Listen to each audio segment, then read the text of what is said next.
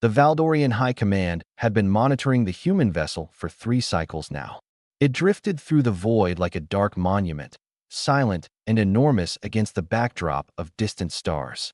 Admiral Crothsor's mandibles clicked nervously as he studied the holographic projection hovering above the command table. "One ship," he muttered, his voice carrying a mixture of disbelief and contempt. "The humans send one ship to answer our ultimatum." His tactical officer, a young Valdorian named Thresh, tilted his head in confusion. "Perhaps it's a diplomatic vessel, Admiral." A gesture of surrender. Crothsor's eyes narrowed. The Valdorian Empire had conquered 47 star systems in the past decade. Their armada consisted of 12,000 warships, each capable of glassing a planet's surface in hours. When they had sent their ultimatum to Earth, submit or be destroyed, they had expected either immediate capitulation or a desperate military response. Instead, humanity had sent a single ship. "Scan it again," Crothsor ordered. "I want to know everything about that vessel."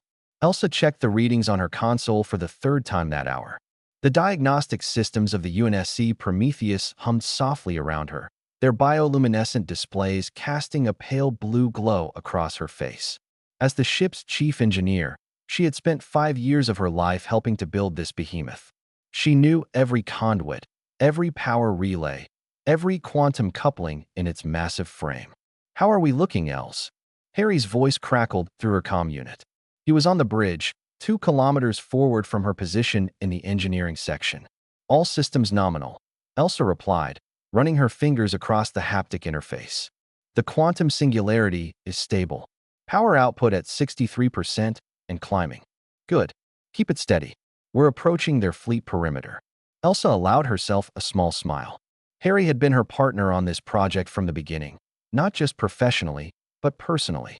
They had met at the Mars Orbital Shipyard 7 years ago, 2 young engineers who shared a vision of what humanity could build if they dared to dream impossibly large. The Prometheus was that dream made real. "Admiral, we're receiving new skin data," Thresh announced, his voice rising with alarm. "The human ship. Admiral, its mass signature doesn't make sense." Crothsor moved closer to the display. "Explain." "It's reading as more massive than our entire fleet combined. But that's impossible. Nothing that large could maintain structural integrity, let alone achieve faster than light travel." The Admiral's blood ran cold. "Show me its energy signature." The hologram shifted, revealing a 3-dimensional map of power distribution throughout the human vessel. What they saw defied everything the Valdorians understood about physics and engineering. "By the ancient voids," Crothsor whispered. "That's not a ship. That's a—" His words were cut off as the human vessel suddenly blazed to life. Every surface erupted with light as millions of weapon ports activated simultaneously. The ship that had appeared dark and dormant now revealed itself as a constellation of terrible purpose. Harry stood on the bridge of the Prometheus, his hands resting on the command rail as he surveyed the tactical display. Around him, the bridge crew worked with practiced precision. This moment had been decades in the making. Humanity's answer to the question that every emerging spacefaring species eventually faced. How do you survive in a hostile universe? "Elsa, bring the singularity to full power," Harry commanded, in the engineering bay. Elsa's fingers danced across her controls. The quantum singularity at the heart of the ship, a carefully controlled black hole no larger than a marble, began to spin faster. It devoured matter and converted it into pure energy with perfect efficiency, feeding the Prometheus systems with power that dwarfed the output of entire star systems. "Singularity at 100%, Elsa reported. "All weapons systems online. Defensive fields at maximum. Harry, we're ready." Harry took a deep breath. He thought about Earth, about the billions of people depending on this moment. He thought about the Valdorian ultimatum, delivered with such arrogance, such certainty that humanity would kneel. "Open a channel to the Valdorian flagship." He ordered. Crothsor's communications officer gestured frantically. "Admiral, we're being hailed by the human ship." "Put it through." Harry's image appeared before the Valdorian command crew. He looked calm, almost serene, as he spoke. "This is Commander Harry Chun of the United Nations Space Command. You wondered why we sent only one ship. Let me show you why." The Prometheus transformed. Its outer hull separated into millions of independent components, a swarm of autonomous weapons platforms, each one a warship unto itself. But they remained connected through quantum entanglement, operating as a single distributed intelligence.